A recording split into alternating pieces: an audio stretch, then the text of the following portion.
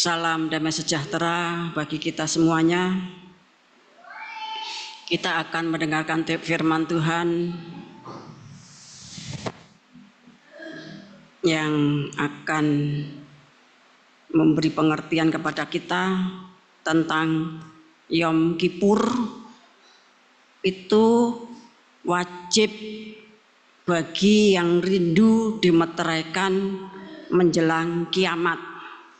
Ya, jadi Yom Kippur atau hari raya penyucian pendamaian itulah saatnya pemeteraian, saatnya penebusan yang akan Tuhan lakukan menjelang kiamat. Jadi temanya Yom Kippur wajib bagi yang rindu dimeteraikan menjelang kiamat. Ya, sebelum kiamat ada kegerakan kuda putih. Sebelum kegerakan kuda putih ada Yom Kippur, ya.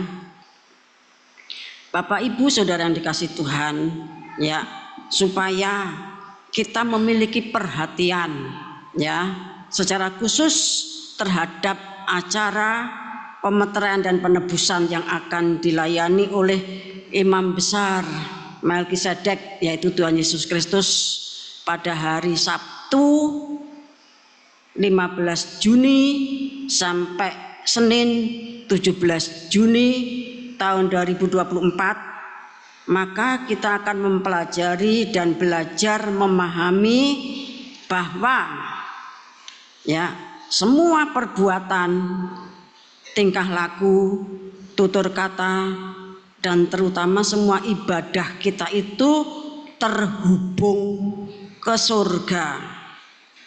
Ya, semua yang kita lakukan, baik yang bersifat ibadah, baik yang bersifat kehidupan kita sehari-hari, Bapak Ibu kasih Tuhan, semuanya itu terhubung ke surga.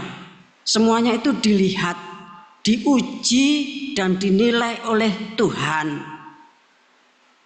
Ya, saya belajar memahami kehendak Tuhan dan menyampaikannya kepada saudara, ya, supaya kita semuanya mempunyai perhatian khusus tentang hari raya penyucian pendamaian.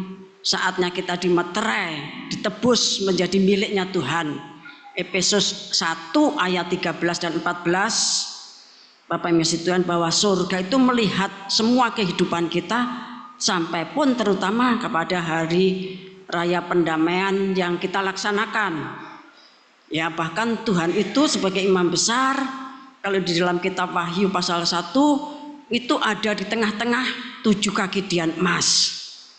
Dan Tuhan kemudian berkirim surat kepada malaikat sidang dari 7 gereja hujan awal, ya, Efesus, Smyrna, Pergamus, Tiatira, Sardis, Philadelphia, dan Laodikia, yang mana gereja tersebut ada di Turki, ya, ada di Turki. Kemudian 7 jemaat itu juga mewakili kondisi umat Tuhan sepanjang abad, dan pada akhirnya pada akhir zaman pun umat Tuhan itu dikelompokkan ke dalam 7 jemaat tersebut. Bapak Ibu saudara kasih Tuhan, ya, karena kita tahu bahwa Tuhan itu melihat semua tutur kata, Dia melihat, Dia mendengarkan semua tutur kata, tingkah laku dan perbuatan kita. Kita ini setiap hari sejak pagi sampai pagi lagi, katanya Ayub, ya, kita tuh diuji dan diuji.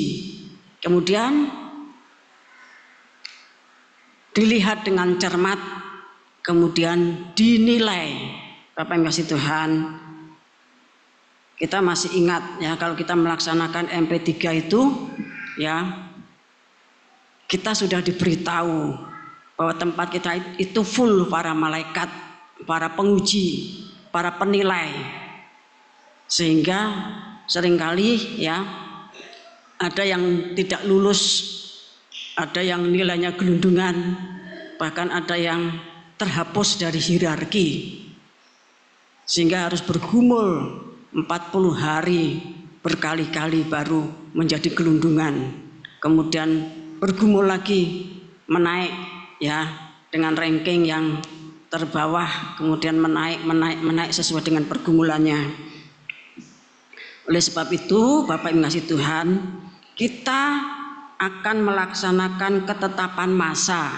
Dalam hal ini penutupan 2 tahun penyucian ya. Kita akan melaksanakannya bukan sekedarnya, bukan asal-asalan, bukan yang penting kerja, yang penting teko, yang penting melu ya, dengan tanpa pengertian. Bapak Ibu kasih Tuhan, dengan tidak sungguh-sungguh. Orang yang tidak sungguh-sungguh itu antikris. Suratan Yohanes mengatakan memang mereka berasal dari kita, tetapi mereka itu tidak sungguh-sungguh. Nah, orang yang tidak sungguh-sungguh itu antikris. Rasul Yohanes mengatakan demikian ya.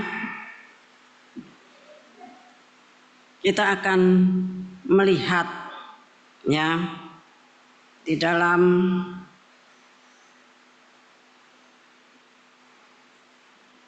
Matius 18. Matius 18 ayat 18 sampai 20. Aku berkata kepadamu, sesungguhnya apa yang kamu ikat di dunia ini akan terikat di surga, dan apa yang kamu lepaskan di dunia ini akan terlepas di surga. Dan lagi aku berkata kepadamu, jika 2 orang daripadamu di dunia ini sepakat meminta apapun juga, permintaan mereka itu akan dikabulkan oleh Bapa-Ku yang di surga. Sebab di mana 2 atau 3 orang berkumpul dalam namaku, di situ aku ada di tengah-tengah mereka. Ya, jadi Tuhan bersabda, ya apa yang kamu lepas di dunia itu akan terlepas sampai di surga, tetapi sebaliknya apa yang kamu ikat di dunia ini akan terikat sampai di surga. Bapak yang kasih Tuhan, ya itu janji Tuhan kepada para murid-muridnya. Kemudian Tuhan bersabda, apapun yang kamu minta, kalau kamu melakukannya dengan sepakat, dengan sehati, dengan kerukunan, sekalipun cuma 2 orang, maka Tuhan itu akan mengabulkan. Jikalau ada 2-3 orang dari antara kamu ya berkumpul di dalam namanya Tuhan Yesus Kristus, maka Tuhan itu ada, aku ada di tengah-tengah mereka. Ini janji Tuhan, Bapak yang kasih Tuhan. Jadi pertemuan kita sekalipun cuma 2-3 orang, kalau itu dilakukan di dalam nama Tuhan Yesus Kristus, itu terhubung ke surga. Bahkan Tuhan hadir, Bapak yang kasih Tuhan. Demikian juga kita percaya bahwa ketetapan masa yang Tuhan sudah tetapkan, ya, yang akan kita tutup masa 2 tahun tersebut dengan penyucian pendamaian. Kalau menurut Efesus pasal 1 ayat 13 dan 14, itulah saatnya pemeteraian dan penebusan supaya kita menjadi miliknya. Tadinya kita ini masih banyak dimiliki oleh dunia, ya, sekalipun sudah percaya kepada Tuhan, tapi tubuh kita ini masih tubuh maut yang seringkali secara tidak sadar melakukan kehendak iblis. Kita terjual kepada dosa, ya, sepertinya digadekan kepada kebinasaan. Nah, kita itu ditebus dari kebinasaan oleh Tuhan Yesus Kristus, ya. Beda pemeteraian Goyim, beda juga pemeteraian Israel. Kalau nanti Goyim itu sudah terwujud, ya, wujud bentuknya itu sudah nyata, ya, mengalami penyucian dari pasal 1 sampai pasal yang keempat menjadi bait Allah, maka pasal 5 itu pergumulan, ya, doa puasa sampai pentahbisan masuk ke gerakan kuda putih. Lah di dalam kegerakan kuda putih itu meterai-meterai itu dibuka, itu terjadinya bencana-bencana di muka bumi, Bapak yang kasih Tuhan.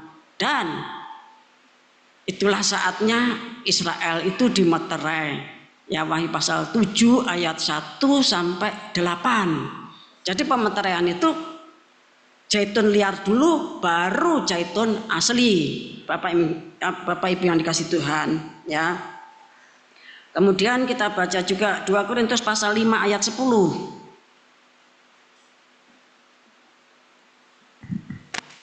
Sebab kita semua harus menghadap tahta pengadilan Kristus, supaya setiap orang memperoleh apa yang patut diterimanya sesuai dengan yang dilakukannya dalam hidupnya ini, baik ataupun jahat. Ya, semua orang, ya, dikatakan sebab kita semua, ini Rasul Paulus berbicara kepada jemaat Korintus, ya, bahwa kita semuanya itu harus menghadap tahta pengadilan Kristus untuk mempertanggungjawabkan dan untuk memperoleh apa yang harus kita terima, pahala, berkat, ya, sesuai dengan yang dilakukannya dalam hidupnya ini, baik ataupun jahat. Jadi apa yang kita lakukan di bumi ini itu nanti terhubung ke surga pada saat pengadilan, ya, kita menghadap tahta pengadilan Kristus. Bapak yang ngasih Tuhan, di sini bukan hukuman, bukan untuk dihukum, tetapi untuk mendapatkan berkat. Berkatnya itu banyak atau sedikit atau kecil, Bapak yang ngasih Tuhan, itu semuanya sesuai dengan perbuatan kita. Bapak yang ngasih Tuhan, jikalau dia itu selamat, ya, tetapi dia itu penjahat, namun pada detik-detik terakhirnya dia bertobat dan menyeru nama Yesus, maka dia itu waktu menghadap tahta pengadilan Kristus, ya tentunya pahalanya sedikit. Kalau seseorang melayani hari-harinya itu memikul salib dan 9 penderitaan salib, seluruh hidupnya untuk Tuhan, seperti halnya Rasul Paulus, maka tentunya pahalanya dan berkatnya sangat besar sekali, Bapak yang kasih Tuhan. Jadi apa yang kita lakukan di bumi ini jangan kita pikir, ya, sak senengku dhewe toh, ngapa ngurus-ngurus. Orang sekarang kan seperti itu. Terserah saya. Ngapain kamu ikut-ikutan? Apalagi anak muda sekarang itu karena banyak lihat TikTok itu, ya, kadang-kadang perkataannya itu arogan. Pengucapannya itu kadang-kadang melampaui umurnya, ya, ucapannya itu melampaui umurnya. Karena apa? Sajono ki ora dong, kowe iki ngomong apa itu artinya apa? Enggak tahu. Ya, Bapak yang kasih Tuhan. Jadi semua yang kita lakukan itu terhubung ke surga. Apapun yang kita ucapkan, apapun yang kita pikirkan, apapun yang kita perbuat, semuanya itu nanti terhubung ke surga. Kita akan baca Wahyu pasal 20. Wahyu pasal 20 ayat 11 sampai 15. Hukuman yang terakhir. Lalu aku melihat suatu tahta putih yang besar dan Dia yang duduk di atasnya, dari hadapannya lenyaplah bumi dan langit, dan tidak ditemukan lagi tempatnya. Dan aku melihat orang-orang mati, besar dan kecil, berdiri di depan tahta itu. Lalu dibuka semua kitab, dan dibuka juga sebuah kitab lain, yaitu kitab kehidupan. Dan orang-orang mati dihakimi menurut perbuatan mereka, berdasarkan apa yang ada tertulis di dalam kitab-kitab itu. Maka laut menyerahkan orang-orang mati yang ada di dalamnya, dan maut dan kerajaan maut menyerahkan orang-orang mati yang ada di dalamnya, dan mereka dihakimi masing-masing menurut perbuatannya. Lalu maut dan kerajaan maut itu dilemparkanlah ke dalam lautan api. Itulah kematian yang kedua, lautan api. Dan setiap orang yang tidak ditemukan namanya tertulis di dalam kitab kehidupan itu, ia dilemparkan ke dalam lautan api itu. Ya, jadi nanti pada hukuman yang terakhir, pengadilan yang terakhir, ya, pengadilan aras putih, itu ada kitab. Yang satu kitab kehidupan, yaitu untuk semua orang yang percaya kepada Tuhan Yesus Kristus. Dan ada kitab-kitab, itu miliknya setiap orang, Bapak Yesus Tuhan, yang tidak tertulis dalam kitab kehidupan. Perbuatan baik, perbuatan jahat mereka itu tertulis dalam kitab-kitab tersebut, Bapak Ibu ngasih Tuhan. Tetapi kitab kehidupan itu untuk 7 jemaat, Efesus sampai Laodikia. Makanya ada ancaman salah satu jemaat itu kalau mereka kalau tidak bertobat, namanya dihapus dari kitab kehidupan, Bapak Ibu ngasih Tuhan. Jadi banyak kitab yang menulis kebaikan, kejahatan, keburukan, tapi mereka itu bukan orang yang masuk dalam kitab hayat. Ya, semuanya akan diadili. Nah, sedangkan pengadilan untuk orang yang di dalam Tuhan, tadi 2 Korintus pasal 5 ayat 10 itu untuk menentukan pahala atau upah di sana. Sehingga kalau di dalam keempat Injil digambarkan, ya, yang 5 talenta menjadi 10, maka dia akan menguasai 10 kota. Yang 2 talenta menjadi 4, dia akan menguasai 4 kota. Tetapi yang 1 talenta itu tidak dikerjakan karena dia memang orang jahat dan malas. Maka yang 1 talenta itu diambil, diberikan kepada yang 10. Dia dihukum masuk neraka. Jadi ada tahta pengadilan Kristus, ada ya pengadilan yang terakhir atau pengadilan aras putih, tahta putih. Bapak Ibu ngasih Tuhan. Jadi semua yang kita lakukan, kita perbuat itu jangan kita pikir itu tersembunyi. Kita bisa menyembunyikan diri dari sesama kita. Seorang suami bisa menyembunyikan sesuatu atau segala sesuatu kepada istrinya.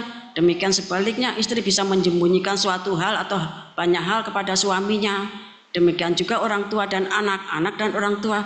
Tetapi di hadapan Tuhan semuanya itu terbuka. Sampai pun sehelai rambut kita itu rontok, Tuhan itu tahu. Bapak Ibu yang dikasih Tuhan, mengapa saya mengatakan demikian? Supaya kita menyongsong hari raya pendamaian itu dengan sepenuh-penuh ya badan jiwa roh. Bapak yang kasih Tuhan, supaya kita itu betul-betul menyongsong dan melaksanakan hari raya pemeteraian dan penebusan itu dengan segenap badan, jiwa dan roh. Bapak Ibu yang kasih Tuhan, nek basa Jawane semuanya itu disuntak, ditumpahkan untuk pelaksanaan tersebut. Bapak Ibu yang kasih Tuhan, ya, kekuatan kita, ya, pikiran kita untuk menopang doa kita, sembah kita, syafaat kita, demikian juga harta kita. Kan dikatakan ini lebih dari upacara penyembelihan lembu merah untuk membuat abu lembu merah. Ini lebih karena berkaitan dengan pemeteraian, kita dimeterai oleh darah Kristus. Bapak Ibu yang dikasih Tuhan, ya. Kita akan membaca Matius pasal 5 ayat 17 sampai 20.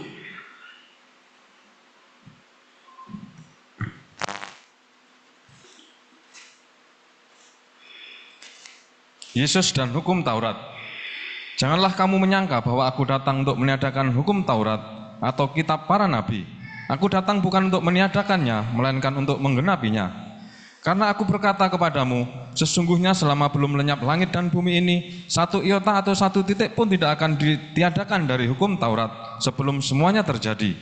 Karena itu siapa yang meniadakan salah satu perintah hukum Taurat, sekalipun yang paling kecil, dan mengajarkannya demikian kepada orang lain, ia akan menduduki tempat yang paling rendah di dalam kerajaan surga. Tetapi siapa yang melakukan dan mengajarkan segala perintah-perintah hukum Taurat, ia akan menduduki tempat yang tinggi di dalam kerajaan surga. Maka aku berkata kepadamu, jika hidup keagamaanmu tidak lebih benar daripada hidup keagamaan ahli-ahli Taurat dan orang-orang Farisi, sesungguhnya kamu tidak akan masuk ke dalam kerajaan surga. Ya, saya sudah jelaskan. Ya, hukum Taurat itu tidak dihapuskan sekalipun 1 titik, tetapi digenapkan, disempurnakan, semuanya dilaksanakan oleh Tuhan Yesus Kristus. Oleh sebab itu, kalau hidup keagamaan kita sebagai orang Kristen itu tidak lebih benar dari orang para ahli Taurat dan orang Farisi, kita tidak masuk surga. Karena dasar dari hukum Taurat itu siapa melakukan, maka dia akan selamat. Nah, tidak ada orang yang bisa melakukan 10 hukum Taurat secara tepat, lengkap. Nah, kita dibenarkan karena apa? Karena kita percaya kepada Tuhan Yesus Kristus. Ya, daerah kebenaran itu dimulai dari pintu gerbang, kemudian masuk halaman, itu daerah kebenaran. Ketika kita percaya, maka kita dibenarkan. Ya, di daerah kebenaran itu ada pertobatan dan kelahiran baru, kemudian mulai dibaptiskan Roh Kudus. Itu hidup keagamaan kita yang membuat kita masuk kerajaan surga. Kita akan baca Matius pasal 13. Matius pasal 13 ayat 52.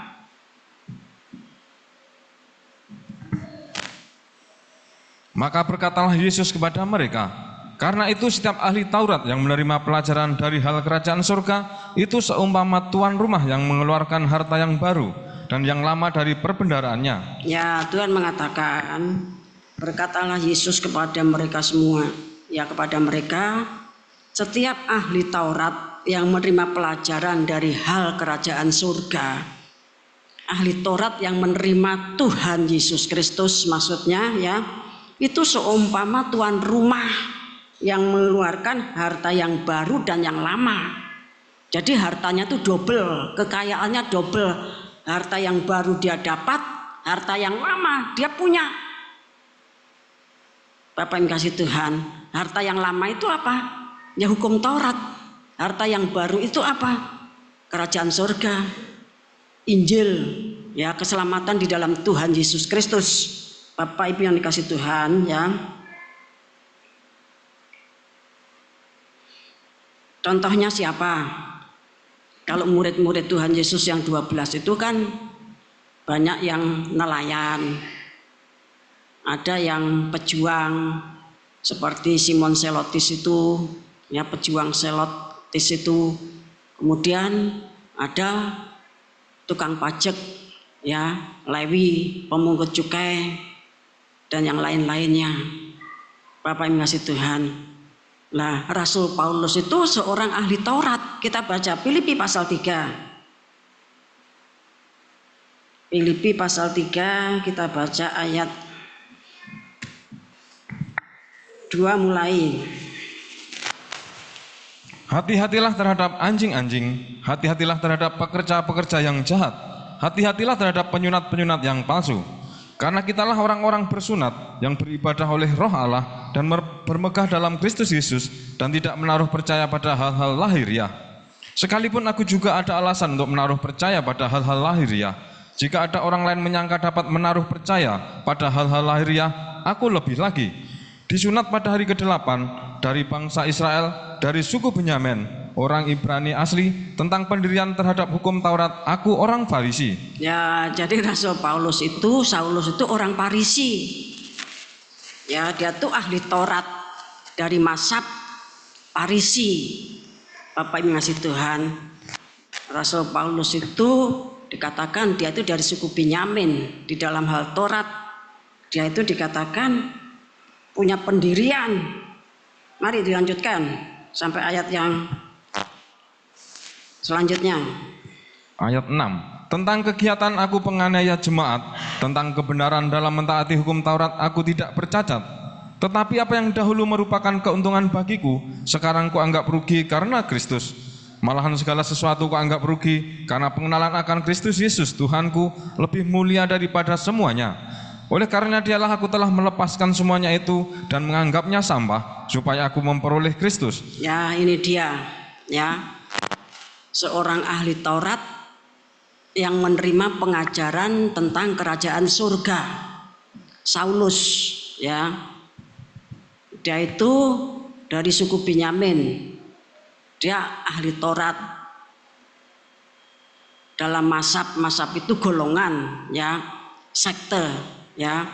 Orang Farisi di dalam hal Taurat dia itu tidak bercacat celah. Artinya semuanya itu dilakukan, Bapak yang ngasih Tuhan.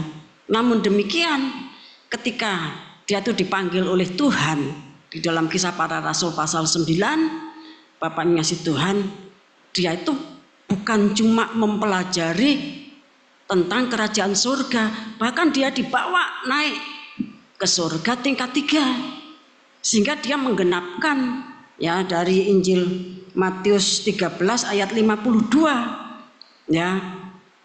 Kita baca ulang. Injil Matius 13 ayat 52 saya bacakan. Maka berkatalah Yesus kepada mereka, Karena itu setiap ahli Taurat yang menerima pelajaran dari hal kerajaan surga, yaitu seumpama tuan rumah yang mengeluarkan harta yang baru dan yang lama dari perbendaraannya. Ketika sabda ini diucapkan, Saulus itu belum jadi muridnya Tuhan. Bapak yang kasih Tuhan, belum masuk dalam jajaran 12, juga belum masuk di dalam jajaran 70. Bahkan ketika Stefanus itu dirajam batu, dia tuh ikut menjaga bajunya jubahnya para imam. Bapak yang kasih Tuhan, baru di dalam KPR pasal 9 ketika Tuhan Yesus sudah lama naik ke surga, Rasul Paulus dipanggil sama Tuhan dan langsung dia tuh dibawa ke surga tingkat 3 selama 4 hari. Nah, inilah dia yang menggenapi Matius 13 ayat 52. Kalau seorang ahli Taurat kemudian menerima pelajaran kerajaan surga, maka dia itu seperti tuan, seperti tuan rumah yang mengeluarkan harta yang baru dan yang lama. Jadi hartanya tuh banyak banget. Itulah sebabnya Rasul Paulus itu menulis 14 surat.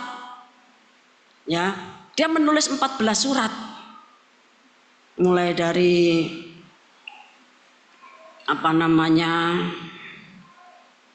suratan Roma sampai Ibrani. Dia punya pengertian yang sangat banyak sekali. Dia punya pemahaman yang sangat banyak sekali. Karena dikatakan tadi dalam Filipi, di dalam hal hukum Taurat dia tidak bercacat. Dia tidak bercacat. Artinya semuanya dilakukan. Bapak yang kasih Tuhan. Sehingga kita akan melihat hukum Taurat itu di dalam 14 suratnya Rasul Paulus.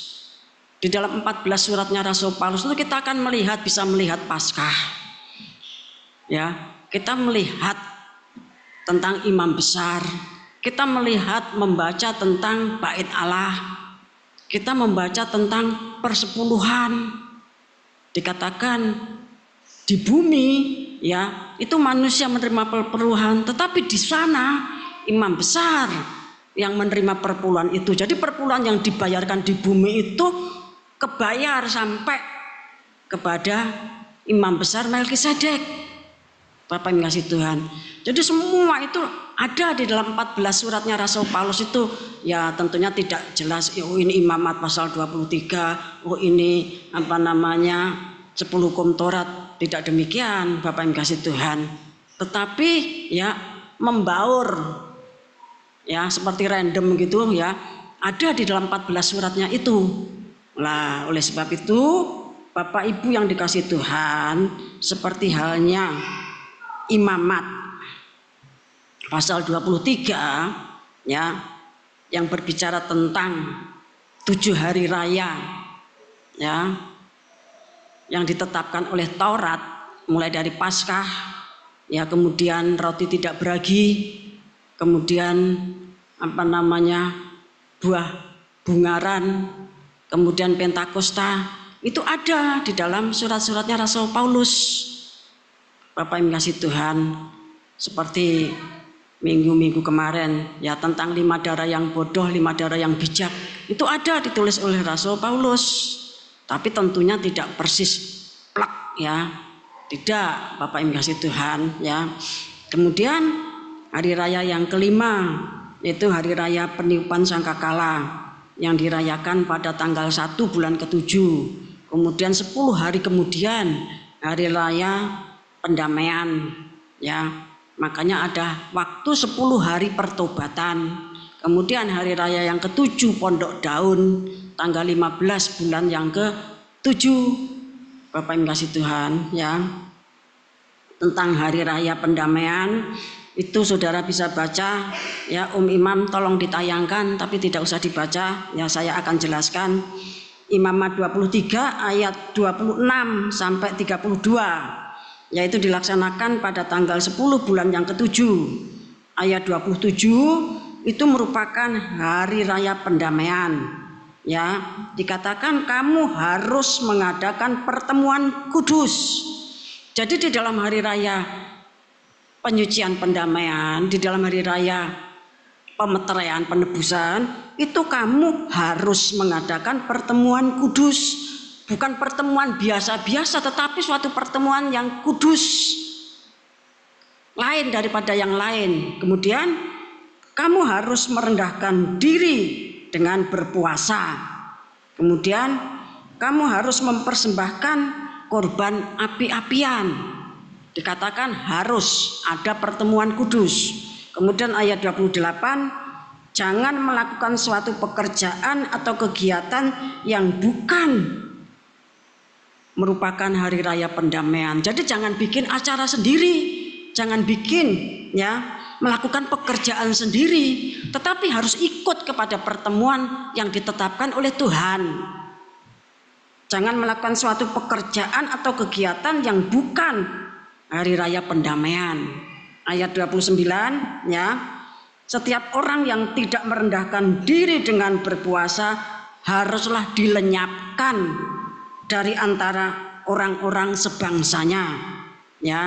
Kemudian ayat 30, yang melakukan suatu pekerjaan pada hari itu, yaitu hari raya pendamaian, Tuhan bersabda, orang itu akan kubinasakan dari tengah-tengah bangsanya. Bapak yang kasih Tuhan. Kemudian ayat 31, jangan melakukan pekerjaan dengan mengabaikan hari raya pendamaian.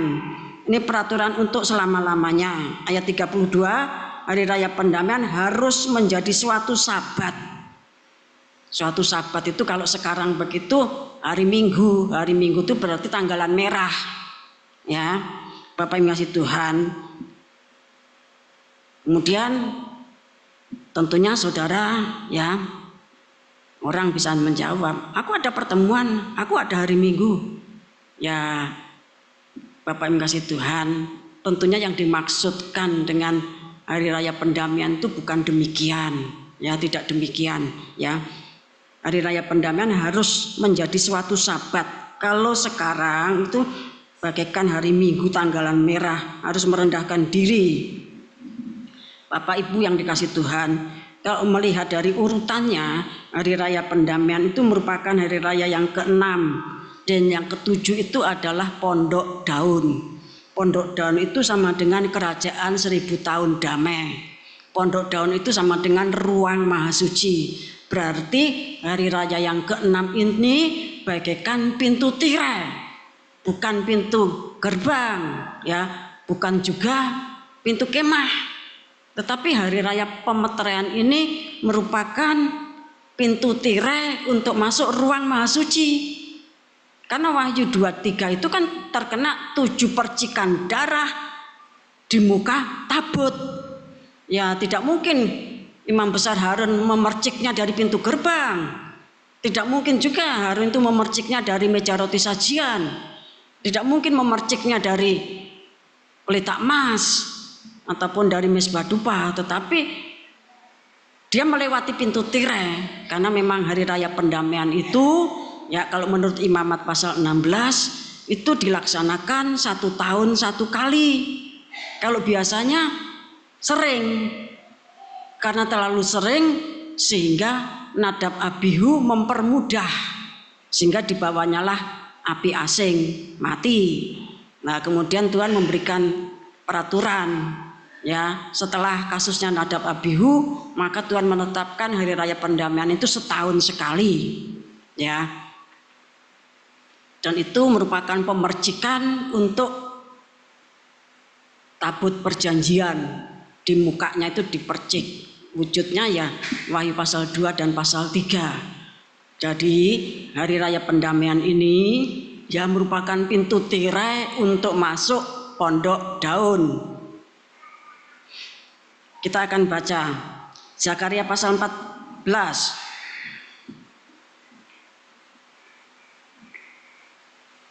Zakaria pasal 14 ayat 12 sampai 19. Inilah tulah yang akan ditimpakan Tuhan kepada segala bangsa yang memerangi Yerusalem. Daging mereka akan menjadi busuk, sementara mereka masih berdiri. Mata mereka akan menjadi busuk dalam lekuknya, dan lidah mereka akan menjadi busuk dalam mulut mereka. Maka pada waktu itu akan terjadi kegemparan besar daripada Tuhan di antara mereka, sehingga masing-masing memegang tangan temannya dan mengangkat tangannya melawan tangan temannya. Juga Yehuda akan berperang melawan Yerusalem itu, dan dikumpulkanlah harta benda segala bangsa di sekeliling, yaitu emas, perak, dan pakaian dalam jumlah yang sangat besar. Itulah seperti itu juga akan menimpa kuda, bagal, unta, keledai, dan segala hewan yang ada dalam perkemahan-perkemahan itu. Maka semua orang yang tinggal dari segala bangsa yang telah menyerang Yerusalem akan datang tahun demi tahun untuk sujud menyembah kepada Raja, Tuhan semesta alam, dan untuk merayakan hari raya Pondok Daun. Tetapi bila mereka dari kaum-kaum di bumi tidak datang ke Yerusalem untuk sujud menyembah kepada Raja, Tuhan semesta alam, maka kepada mereka tidak akan turun hujan.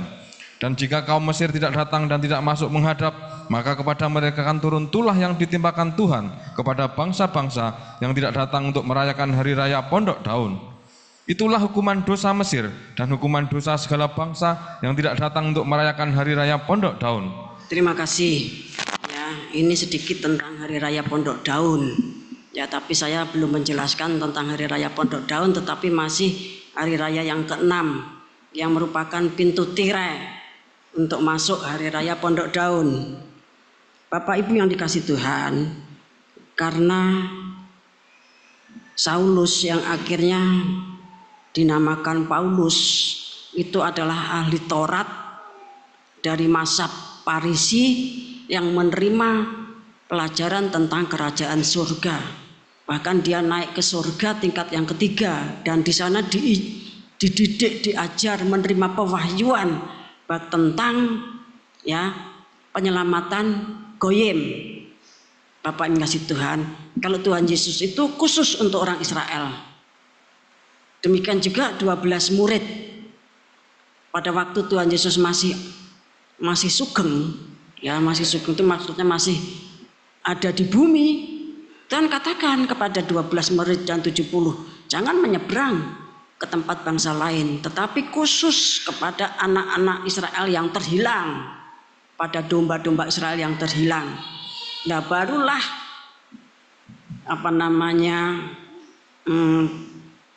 Rasul Paulus itu mendapatkan tugas untuk penyelamatan goyim dengan segala macam seluk-beluknya, dengan segala macam hal ihwalnya. Itu diterima di dalam kerajaan surga. Bapak yang kasih Tuhan. Nah, dari apa yang dia terima, baik itu Taurat, harta benda yang lama, dan pelajaran tentang kerajaan surga yang merupakan harta benda yang baru, itu ditulis dalam ke-14 surat itu. Bapak yang kasih Tuhan, Oleh sebab itu, Rasul Paulus di dalam Efesus itu dia langsung berbicara tentang pembangunan tubuh Kristus. Di mana dulu kamu, Efesus 2 ayat 11 itu, di mana dahulu kamu itu sebagai orang tidak bersunat, kamu itu tidak punya Allah, kamu tidak punya perjanjian, tidak ada janji, hidup di dunia ini kamu itu tidak punya apa-apa. Tapi setelah kamu menjadi percaya, akhirnya perseteruan dengan zaitun asli itu nanti dirobohkan oleh salib, dan kamu menjadi satu keluarga Allah. Menjadi bait Allah yang dibangun di atas para nabi dan para rasul. Lah, itu semua yang ditulis Rasul Paulus mulai dari Roma sampai Ibrani pasal terakhir itu merupakan harta dari perjanjian lama dan harta perjanjian baru yang dia terima di dalam kerajaan surga. Bapak Ibu Saudara kasih Tuhan, sebab itu tentu Rasul Paulus itu juga menulis tentang pelayanan, penyucian, dan pendamaian. Kalau kita lihat dari semua yang tertulis di dalam Imamat pasal 23, itu yang paling keras itu adalah hari raya yang ke-6, hari raya penyucian dan pendamaian. Kalau tidak mengikuti aturannya Tuhan, dilenyapkan dari antara bangsanya. Kalau tidak mentaati, Tuhan katakan, ku huruf besar, ku binasakan. Bapak yang ngasih Tuhan, jangan seenaknya sendiri, jangan ngatur-ngatur bikin acara sendiri. Tadi sudah saya bacakan Jangan melakukan pekerjaan dengan mengabaikan hari raya pendamaian, ayat 31, ya. Yang melakukan pekerjaan pada hari itu, yaitu pada hari raya pendamaian, Tuhan bersabda orang itu akan kubinasakan, ayat 30. Karena memang pintu tirai itu kan bukan perkara yang ringan. Pintu tirai itu kan bukan perkara yang ecek-ecek. Bapak yang kasih Tuhan, di pintu tirai itu kita harus betul-betul menyerahkan nyawa kita. Artinya tunduk, taat, pasrah sama kehendak Tuhan. Seperti Tuhan Yesus di kayu salib itu. Akhirnya nanti pintu tirai itu, ya tabir itu terbelah menjadi dua dari atas ke bawah. Maka tampaklah tabut perjanjian. Bapak yang kasih Tuhan, dengan pengajaran kitab Wahyu ini, ya, kita tuh punya jiwa tabut perjanjian. Tinggal bagaimana kita memperlakukan tabut perjanjian kita ini. Apakah tabut perjanjian kita itu dibiarkan, ya, seperti orang Bet Semes itu yang akhirnya menimbulkan 70 orang mati, ataukah kita bersikap seperti Usa dan Ahyo, Bapak yang kasih Tuhan, yang akhirnya disambar petir, ya. Dengan pengajaran kitab Wahyu ini, yaitu Kejadian sampai Maleaki, Injil Matius sampai kitab Wahyu, yang memuncaknya pada kitab yang ke-66, yaitu kitab Wahyu. Kita harus hati-hati, jangan sembarangan. Bapak yang ngasih Tuhan, jangan sampai kita menjadi seperti Nadab dan Abihu, ya. Karena saking biasanya kemudian seenaknya sendiri disambar petir. Bapak Ibu yang dikasih Tuhan, ya. Jadi Rasul Paulus itu paham betul tentang hari raya pendamaian, ya, hari raya penyucian pendamaian atau hari raya pemeteraian atau penebusan. Tapi itu ditulis dengan kalimat perjanjian baru. Itu ada di dalam Ibrani pasal 12 ayat 1 sampai 17. Kita baca Ibrani pasal 12 ini, ya, jiwanya itu tongkat Harun yang bertunas dan berbuah. Ya, sebelum kita masuk di dalam Ibrani, kita akan membaca sejarah tentang tongkat Harun. Karena di sini banyak hierarki kecil yang baru mulai bertumbuh, ya. Kalau saudara yang sejak dari LPBKWI ya tentunya sudah dong betul, tetapi yang baru bertumbuh yang dulu masih kecil-kecil itu belum tahu tentang tongkat Harun. Kita baca Bilangan pasal 16.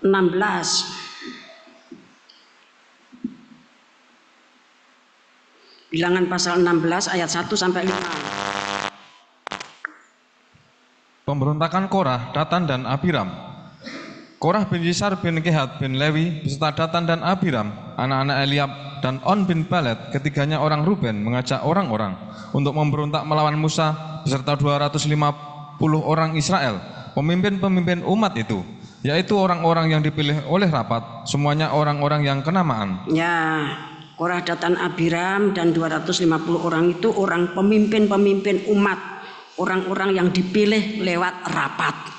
Mereka itu semuanya orang-orang kenamaan. Terus, maka mereka berkumpul mengerumuni Musa dan Harun serta berkata kepada keduanya, sekarang cukuplah itu, segenap umat itu adalah orang-orang kudus dan Tuhan ada di tengah-tengah mereka. Mengapakah kamu meninggi-ninggikan diri di atas jemaat Tuhan?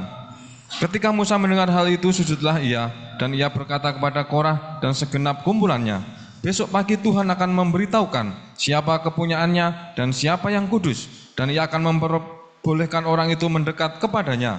Orang yang akan dipilihnya akan diperbolehkannya mendekat kepadanya. Langsung ayat 12.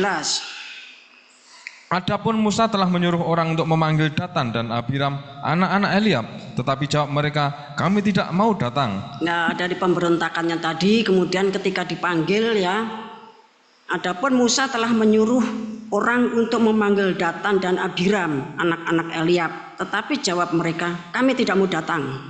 Terus, belum cukupkah bahwa engkau memimpin kami keluar dari suatu negeri yang berlimpah-limpah susu dan madunya untuk membiarkan kami mati di padang gurun, sehingga masih juga engkau menjadikan dirimu Tuhan atas kami? Sungguh engkau tidak membawa kami ke negeri yang berlimpah-limpah susu dan madunya, ataupun memberikan kepada kami ladang-ladang dan kebun-kebun anggur sebagai milik pusaka. Masakan kau dapat mengelabui mata orang-orang ini? Kami tidak mau datang. Ya, kami tidak mau datang. Terus. Lalu sangat marahlah Musa dan ia berkata kepada Tuhan, janganlah perhatikan segala persembahan mereka. Belum pernah kuambil satu ekor keledai pun dari mereka. Langsung ayat 22. Ayat 22. Tetapi sujudlah mereka berdua dan berkata, ya Allah, Allah dari roh segala makhluk, satu orang saja berdosa, masakan kau murka terhadap segenap perkumpulan ini? Maka berfirmanlah Tuhan kepada Musa, katakanlah kepada umat itu, pergilah dari sekeliling tempat kediaman Korah, Datang dan Abiram. Lalu pergilah Musa kepada Datan dan Abiram, dan para tua-tua Israel mengikuti dia. Berkatalah ia kepada umat itu, baiklah kamu menjauh dari kemah orang-orang fasik ini, dan janganlah kamu kena kepada sesuatu apapun dari kepunyaan mereka, supaya kamu jangan mati lenyap oleh karena segala dosa mereka. Maka pergilah mereka dari sekeliling tempat kediaman Korah, Datan dan Abiram. Keluarlah Datan dan Abiram, lalu berdiri di depan pintu kemah mereka bersama-sama dengan istrinya, para anaknya dan anak-anak yang kecil. Sesudah itu berkatalah Musa, dari hal inilah kamu akan tahu bahwa aku diutus Tuhan untuk melakukan segala perbuatan ini, dan hal itu bukanlah dari hatiku sendiri. Jika orang-orang ini nanti mati seperti matinya setiap manusia, dan mereka mengalami yang dialami setiap manusia, maka aku tidak diutus Tuhan.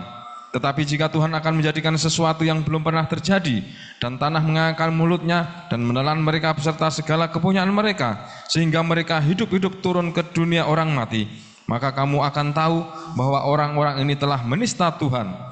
Baru saja ia selesai mengucapkan segala perkataan itu, maka terbelahlah tanah yang di bawah mereka, dan bumi membuka mulutnya dan menelan mereka dengan seisi rumahnya, dan dengan semua orang yang ada pada Korah, dan dengan segala harta milik mereka.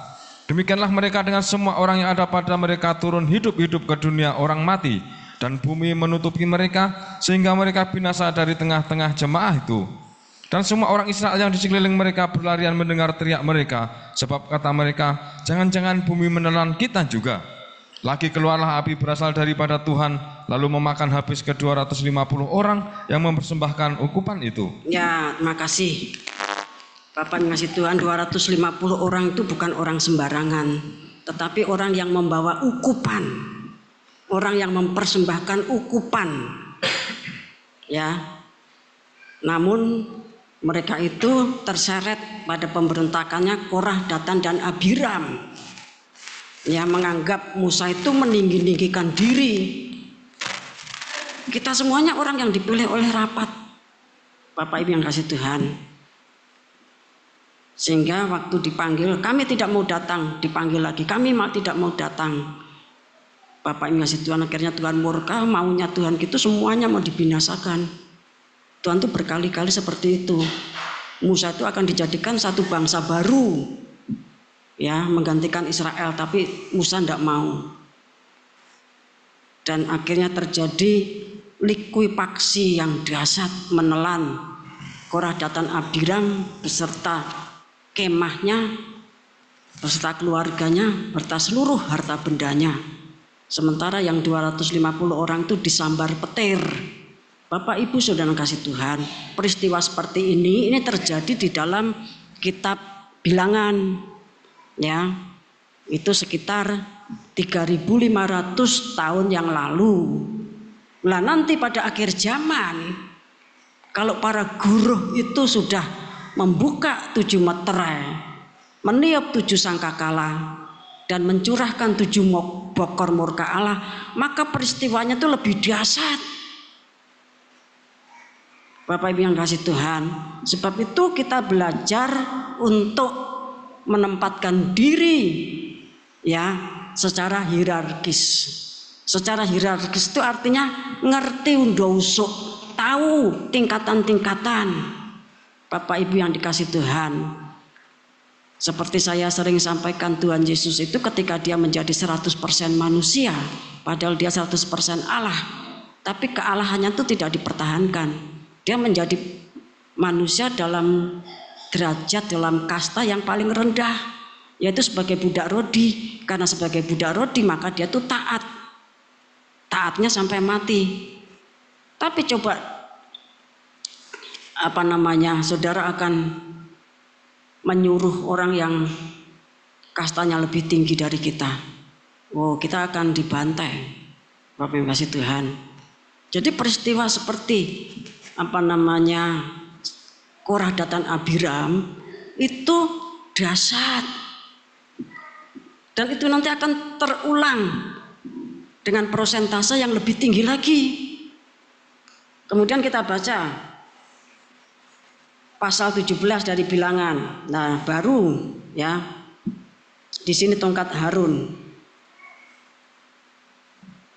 Ayat 1 mulai. Tongkat Harun berbunga.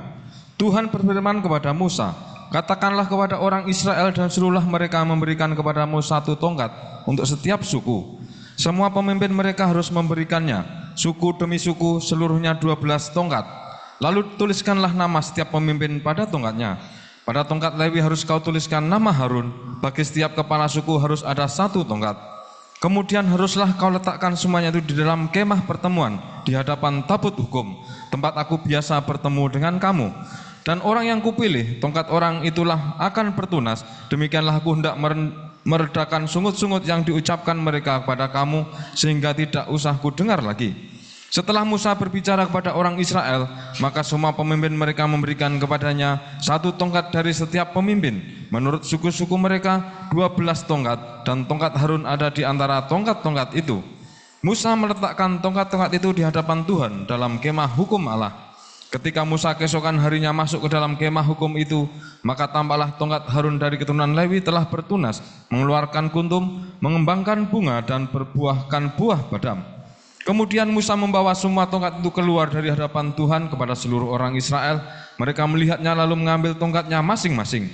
Tuhan berfirman kepada Musa, kembalikanlah tongkat Harun ke hadapan tabut hukum untuk disimpan, menjadi tanda bagi orang-orang durhaka, sehingga engkau mengakhiri sungut-sungut mereka dan tidak kudengar lagi, supaya mereka jangan mati.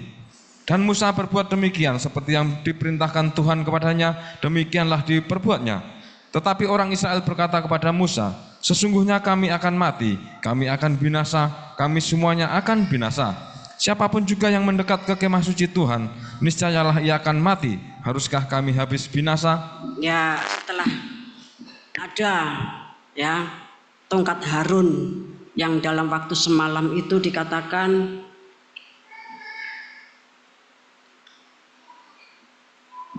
bertunas, mengeluarkan kuntum, ya, kemudian mengembangkan bunga dan berbuah bunga badam. Padahal tongkatnya 12 dari 12 suku. Semalam ditaruh dekat tabut perjanjian untuk menentukan sebenarnya siapa yang dipilih Tuhan untuk mendekat, melayani, masuk mulai dari pintu gerbang bahkan sampai masuk ruang Maha Kudus pada hari raya pendamaian. Kan tadi di depan Korah dan Abiram kan menganggap Musa Harun itu meninggi-ninggikan diri. Ya. Kita semuanya dipilih lewat rapat. Ya. Karena merasa semuanya dipilih lewat rapat, dipanggil, enggak mau, mah dijelaske, mah dikandani, enggak mau datang. Aku enggak mau datang. Aku tidak mau datang. Lah akhirnya dilaporkan sama Tuhan, tidak usah dilaporkan pun Tuhan tahu. Sehingga Korah dan Abiram tadi masuk ke dalam bumi yang terbuka. Begitu sudah masuk, buminya tertutup. Berarti yang bekerja Bopo Bawono. Ya, Bopo Bawono bekerja. Bapak Ibu kasih Tuhan, itu nanti akan terjadi. Sebab itu kita semuanya, Bapak Ibu yang dikasih Tuhan, kalau kadang-kadang saya itu membawa saudara, ya firman itu menjadi lebih, maksud saya ibadatnya menjadi lebih lama. Saya tidak mengambil satu ayat tetapi cerita utuh. Karena di sini banyak dulu masih kecil banget, belum tahu apa-apa ya. Nah, supaya saudara itu paham. Jangan sampai ngerti tongkat Harun tapi tidak tahu sejarahnya. Bapak Ibu yang dikasih Tuhan. Ya. Jadi demikian ya. Kemudian tadi saya katakan Ibrani pasal 12 itu punya jiwa tongkat Harun yang bertunas dan berbuah. Tongkat Harun itu apa? Ya sejarahnya tadi munculnya itu karena ada pemberontakan. Kemudian tongkat Harun ya tadi dikatakan bertunas, mengeluarkan kuntum, bunga, dan akhirnya berbuah-buah badam. Akhirnya orang Israel takut. Kalau begini kita semuanya nanti mati. Bapak yang kasih Tuhan, sungut-sungut di antara orang Israel itu berhenti karena tongkat Harun. Lah demikian juga Ibrani pasal 12 ini punya jiwa tongkat Harun. Artinya apa? Ya, kalau kita nanti betul-betul melaksanakan pelayanan penyucian dan pendamaian, kemudian kita mengalami pemeteraian dan penebusan, semua unek-unek itu diselesaikan, maka berhentilah sungut-sungut di antara kita. Dendam kesumat yang ada di antara kita itu diselesaikan. Perasaan-perasaan tidak enak yang sudah tersimpan mungkin ya 2 tahun, 8 tahun atau 9 tahun, karena selama 9 tahun ya tidak ada pendamaian secara khusus. Bapak yang kasih Tuhan, pegel iki rantek-entek. Bapak yang kasih Tuhan, sakitnya tuh tidak selesai-selesai ya. Mukanya sih muka innocent, wajahnya wajah Barbie, tapi hatinya pegelepol, jengkelnya ndak karu-karuan. Bapak Ibu yang dikasih Tuhan, bahkan mungkin sampai orang itu mati pun masih jengkel ya. Sampai orangnya sudah mati masih jengkel, diperdamaikan. Bapak yang kasih Tuhan, di surga di kapal itu masih ada pendamaian. Para pendeta yang dulu ya mempermasalahkan kita dan belum sempat berdamai di bumi, di sana itu berdamai ya, karena kerajaan surga itu kan kerajaan damai. Bapak Ibu yang kasih Tuhan ya, kita baca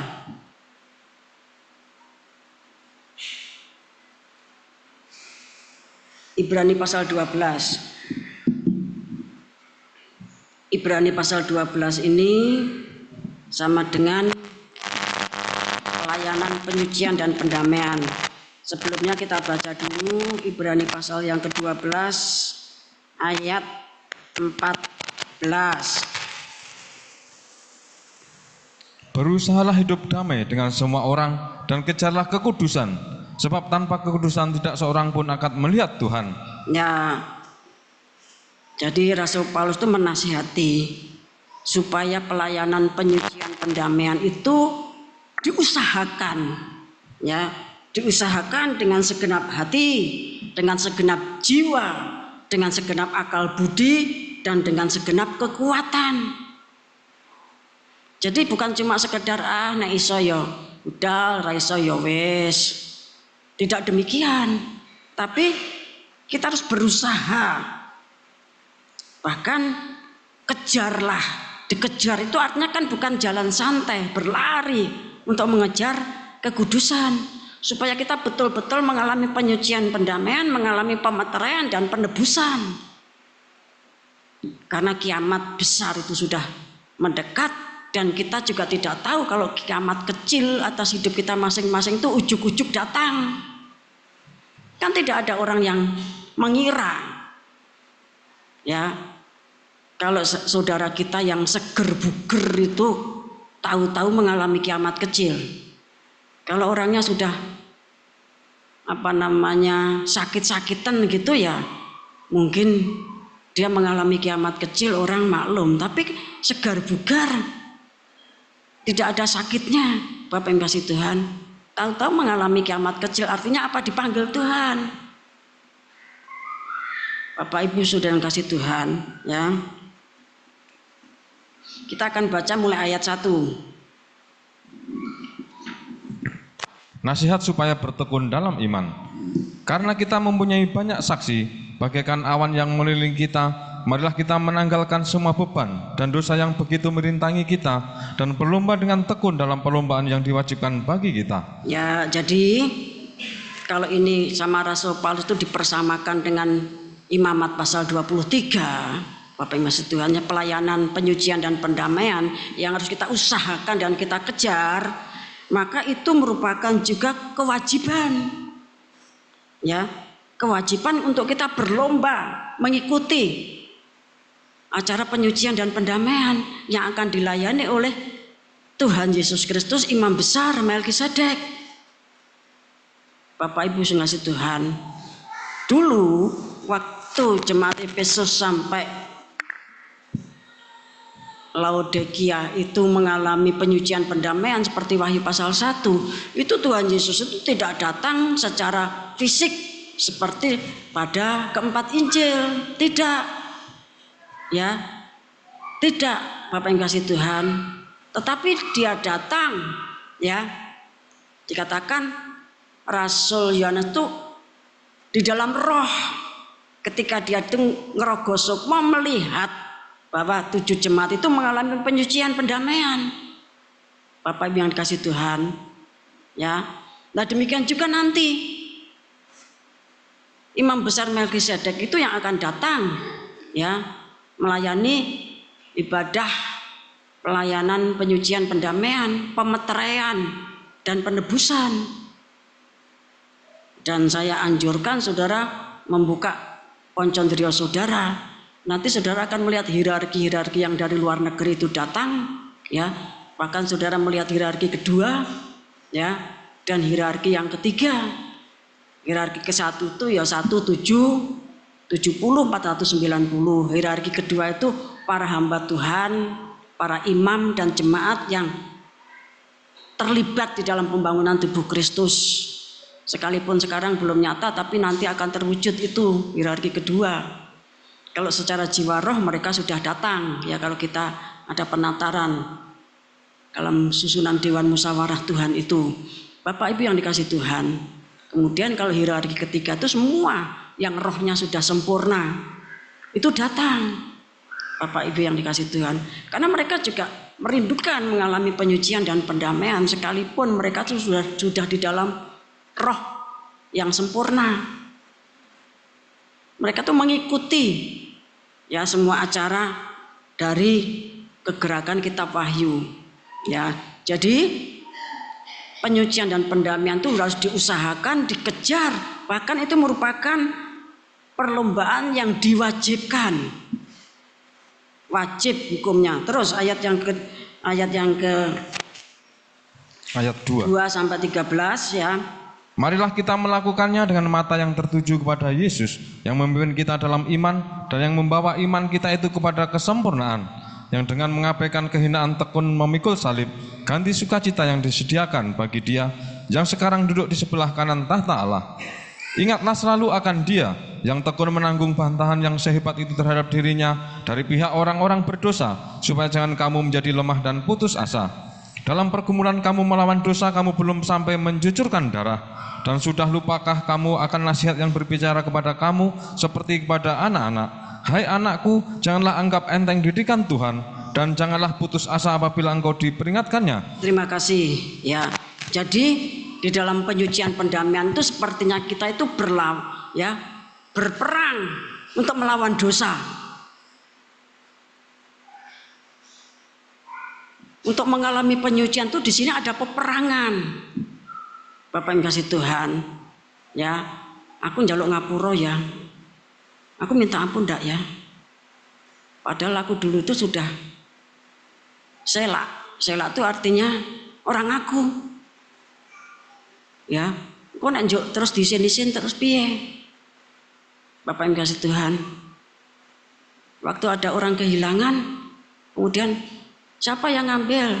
Aku ndak. Padahal aku ngambil. Wah, itu namanya pada waktu kita tuh berperang melawan dosa, itu ada peperangan di dalam penyucian pendamaian itu. Bapak yang kasih Tuhan, itu perkara kecil, ya, dalam hal-hal yang lainnya.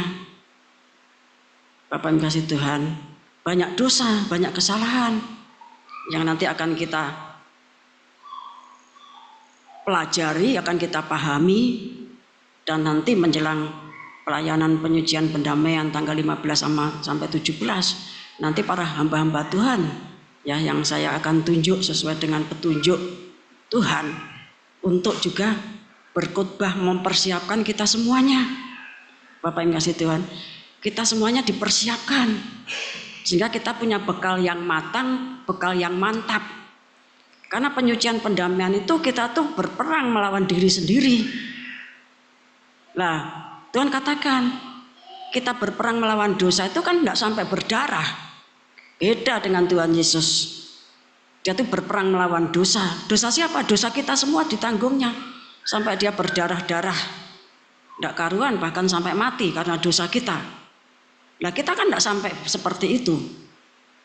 Jadi pelayanan penyucian pendamaian itu berat prosesnya. Saudara nanti bisa baca mulai ayat 2 sampai 13 ya. Kita langsung ayat 14 sampai 15.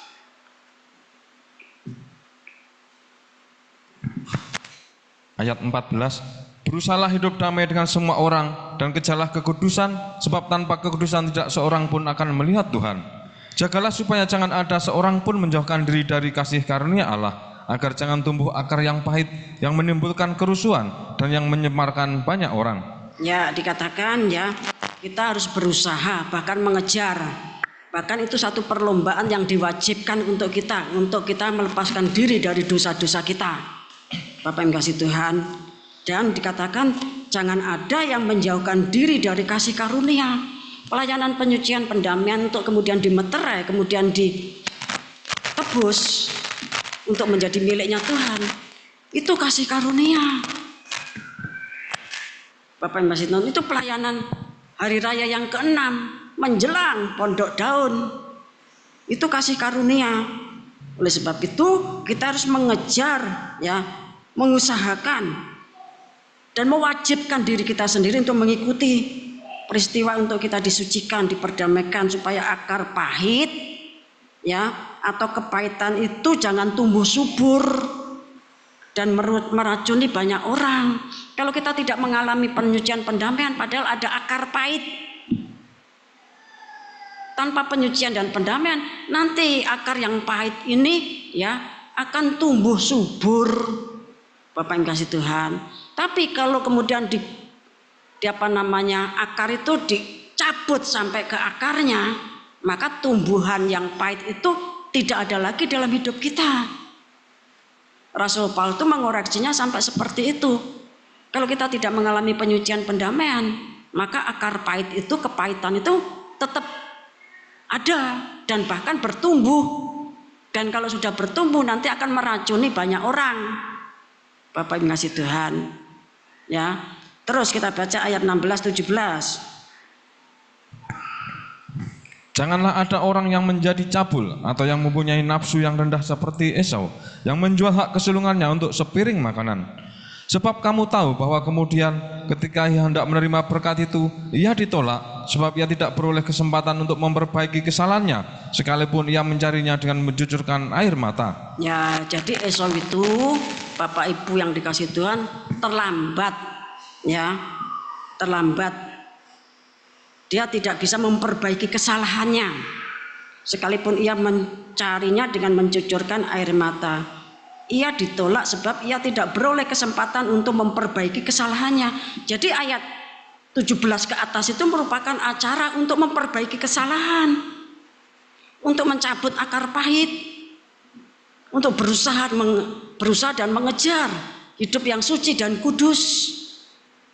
Bapak yang kasih Tuhan, ya dikatakan jangan menjadi seperti Esau yang oleh Rasul Paulus disebut ya Esau itu menjadi cabul. Cabulnya tuh di mana? Kalau kita membaca kitab Kejadian kan tidak ada Esau itu cabul, ya. Disebut cabul itu karena menjual hak kesulungan dengan sepiring makanan. Nah, bagi Esau saat itu sepiring makanan itu adalah berhala yang sangat diharapkan lebih dari hak kesulungan. Ini layaknya perempuan sundal Babel, dikatakan dia tuh berjinah dengan banyak raja-raja. Bapak yang kasih Tuhan. Lah maknanya apa? Karena perempuan sundal Babel itu membawa banyak raja-raja untuk menyembah patung yang dibuat dari kayu dan batu. Kita baca Yeremia 46 ayat 17. Yeremia 3 ayat 9 dulu. Dengan sundalnya yang sembrono itu, maka ia mencemarkan negeri dan berzinah dengan menyembah batu dan kayu. Ya, persundalan itu yaitu penyembahan. Dikatakan dengan sundalnya yang sembrono itu, maka ia mencemarkan negeri dan berzinah dengan menyembah batu dan kayu. Lah kalau Esau, dia tuh sepertinya sangat menginginkan sepiring makanan, sehingga itu dibayarnya dengan hak kesulungan. Itu percabulannya tuh di situ, perjinahannya di situ, seperti perempuan sundal Babel dengan menyembah ya batu dan kayu. Bapak yang ngasih Tuhan. Jadi Rasul Paulus ini ya di dalam ayat-ayat yang ke 1 kemudian 4 ya 1 sampai 17, dia itu mewakili ungkapan barang siapa yang mengabaikan hari raya penyucian dan pendamaian, hari raya yang ke-6, dikatakan dia akan dilenyapkan dari bangsanya. Tuhan katakan akan kubinasakan. Nah, Rasul Paulus ungkapannya mengatakan jangan menjauh dari kasih karunia. Kalau kamu tidak mengalami penyucian dan pendamaian, nanti akar pahit yang sudah akarnya itu sudah ada akar pahit. Kalau tidak diperdamaikan, ini nanti akan bertumbuh. Dari akar ini nanti akan bertumbuh dan itu nanti akan mencemarkan ya banyak orang, akan membuat banyak masalah, akan membuat banyak orang keracunan. Bahkan mereka itu disamakan dengan Esau, ya orang yang mengabaikan hari raya penyucian dan pendamaian demi sepiring makanan itu disamakan dengan Esau yang cabul. Ya, cabulnya di mana? Dia tidak ada berzina dalam kitab Kejadian. Cabulnya itu ya dia menyembah, mengutamakan sepiring makanan lebih dari hak kesulungannya. Hak kesulungannya dijual dengan sepiring makanan. Bapak yang ngasih Tuhan, sampai sekeras itu Rasul Paulus berbicara tentang hari raya penyucian dan pendamaian. Ya, jadi itu wajib, Bapak yang ngasih Tuhan, dan itu menyakitkan. Dikatakan sampai lututnya gemeter, meh ngaku ke meh. Mari kita baca ya, tadi ada keliwatan tapi itu penting. Ibrani 12 ayat yang ke-12. Sebab itu kuatkanlah tangan yang lemah dan lutut yang goyah. Terus? Dan luruskanlah jalan bagi kakimu, sehingga yang pincang jangan terpelecok, tetapi menjadi sembuh. Ya, saking ape maju pendamaian ini, lutut itu sampai gemeter. Saking malunya, saking takutnya. Tapi Tuhan katakan, ya, melalui Rasul Paulus dalam berjuang melawan dosa, kamu belum sampai berdarah. Bapak yang kasih Tuhan, kita semuanya itu orang berdosa. Mulai yang dikatakan dosa putih, yang memutihkan dosa itu siapa? Ya manusia. Setan sampai dosa yang, tapi kalau Tuhan katakan sekalipun dosamu merah kirmisi, ya, atau hitam legam, tapi kalau kita mengalami penyucian pendamaian, Tuhan akan jadikan putih seputih salju, seputih bulu domba. Jadi ini peristiwa-peristiwa pada saat penyucian pendamaian itu digambarkan oleh Rasul Paulus di dalam Ibrani pasal 12 ayat 1 sampai yang terakhir itu. Ya, jangan kita mengabaikan. Kemudian pemeteran untuk Israel itu tidak usah dibaca ya. Itu nanti Wahyu pasal 7 ayat 1 sampai 8. Nah, kemudian ada orang yang sangat banyak sekali berpakaian putih membawa daun palem. Mereka tuh orang yang masuk kesusahan besar, masuk great tribulation, dan mereka tuh menangis meratap. Mereka merasakan haus, dahaga dan lapar. Artinya apa? Mereka tuh orang yang menolak tanda 666. Mereka tidak boleh berjual beli. Ya. Mereka tuh masuk Great Tribulation, merasakan haus dan lapar. Ya, dahaga dan lapar. Mereka menangis tidak karu-karuan. Bapak yang kasih Tuhan. Tapi mereka itu membeli ya keselamatannya dengan darahnya sendiri. Artinya apa? Karena selama ini dia mengabaikan darah Kristus, sehingga harus membayar dengan darahnya sendiri. Dan jumlahnya itu sangat banyak sekali. Akhirnya digembalakan oleh Tuhan, air matanya dihapus, dibawa ke mata air kehidupan. Jadi kalau kita tidak mengalami pemeteran, ya kita akan masuk ke dalam jajaran Wahyu pasal 7 ayat 9 sampai 17, nanti dibaca sendiri di rumah. Bapak Ibu yang dikasih Tuhan, kita akan membaca ya Yeskiel 8 ayat 1.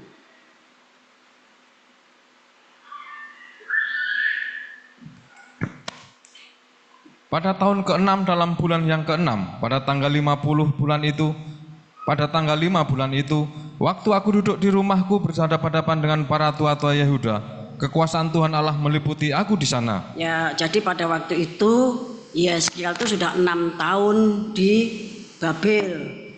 Ya, kita dulu sudah diajar ya. Dibuangnya Yehuda ke Babel itu lamanya 70 tahun. Namun demikian tidak langsung, tetapi bertahap. Ya, tahap pertama itu zamannya Yoyakim, ya. Itu tahun 605 sebelum Masehi. Pada waktu pertama itu yang ikut Daniel. Kemudian pembuangan yang kedua itu tahun 597. Yang ikut itu Yehezkiel. Bapak Ibu yang dikasih Tuhan, antara ya Yehezkiel sampai nanti pembuangan yang terakhir zamannya Sedekia, ya itu ada kira-kira 11 tahun.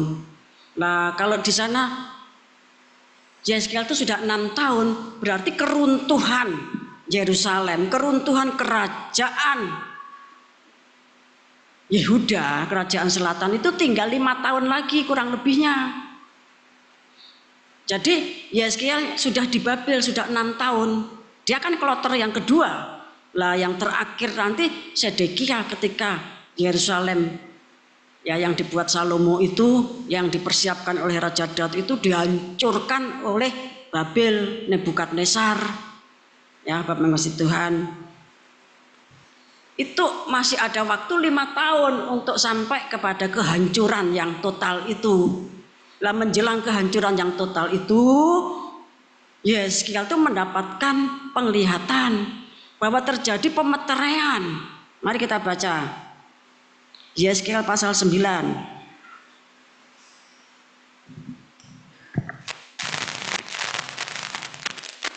Ayat 1 mulai. Orang-orang fasik di Yerusalem dibunuh. Lalu aku mendengar dia berseru dengan suara yang nyaring, maju kemari, hai yang harus menjalankan hukuman atas kota ini, masing-masing dengan alat pemusnah di tangannya. Lihat 6 orang laki-laki datang dari jurusan pintu gerbang atas yang menghadap ke utara, masing-masing dengan alat pemukul di tangannya. Dan 1 orang di antara mereka berpakaian lenan dan di sisinya terdapat suatu alat penulis. Mereka ini masuk dan berdiri di samping mezbah tembaga. Pada saat itu kemuliaan Allah Israel sudah terangkat dari atas kerub tempatnya semula ke atas ambang pintu bait suci, dan dia memanggil orang yang berpakaian lenan dan yang mempunyai alat penulis di sisinya. Firman Tuhan kepadanya, berjalanlah dari tengah-tengah kota, yaitu Yerusalem, dan tulislah huruf T pada dahi orang-orang yang berkeluh kesah karena segala perbuatan-perbuatan keji yang dilakukan di sana. Dan kepada yang lain-lain aku mendengar dia berfirman, ikutilah dia dari belakang melalui kota itu dan pukullah sampai mati.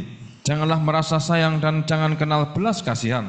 Orang-orang tua, teruna-teruna dan darah-darah, anak-anak kecil dan perempuan-perempuan bunuh dan musnahkan. Tetapi semua orang yang ditandai dengan huruf T itu jangan singgung, dan mulailah dari tempat kudusku. Lalu mereka mulai dengan tua-tua yang berada di hadapan bait suci. Ya, terima kasih.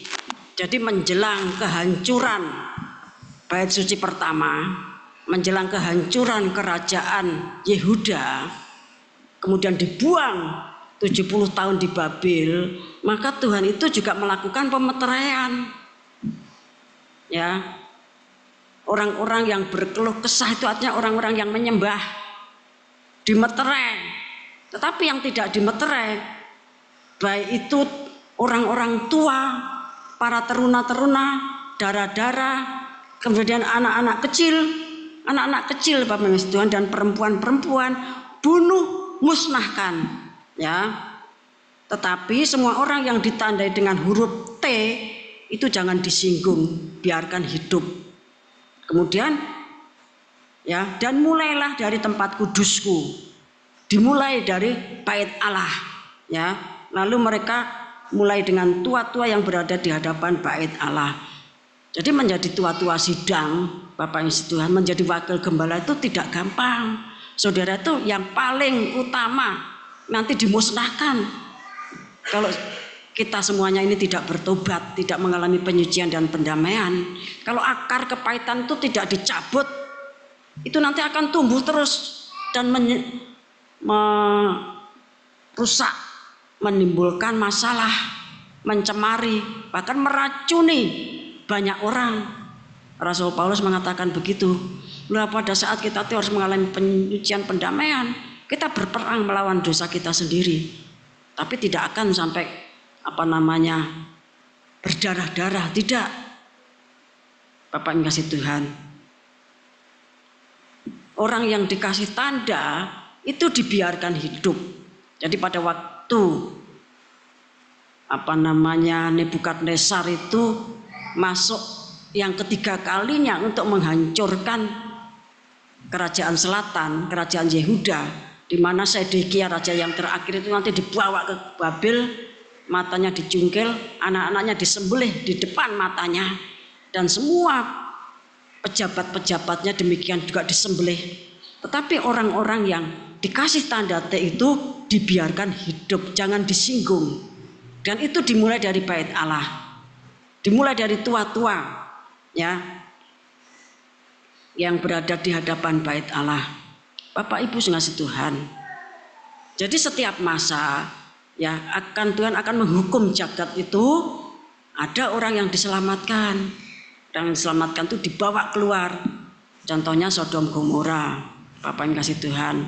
Kemudian yang jelas-jelas ya, waktu penghancurannya kerajaan utara, saking jahatnya kerajaan utara, Bapak yang kasih Tuhan, maka sepertinya tidak ada kasus seperti Yeskiel 9 ini, langsung dihancurkan dan semuanya dibawa keluar dari Samaria, dan Samaria diisi orang-orang dari kerajaan-kerajaan lain, Bapak yang kasih Tuhan.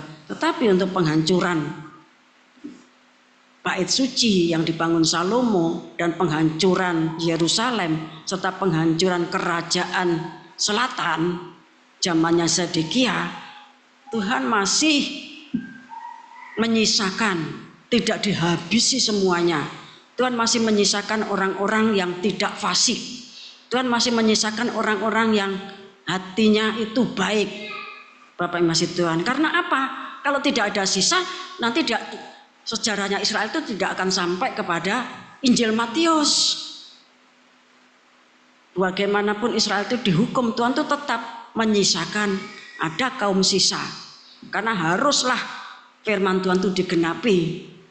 Injil Matius pasal 1-2 itu harus ada orang Israel tetap. Sekalipun Tuhan murka 400 tahun, tetap ada orang Israel yang dipelihara Tuhan. Sampai pun zaman seperti sekarang ini pun, Roma pasal 11 mengatakan ada kaum sisa, ya, yang nanti akan mengalami pemeteraian, bahkan akan menyatu di dalam kegerakan kuda putih, Bapak Ibu yang Tuhan.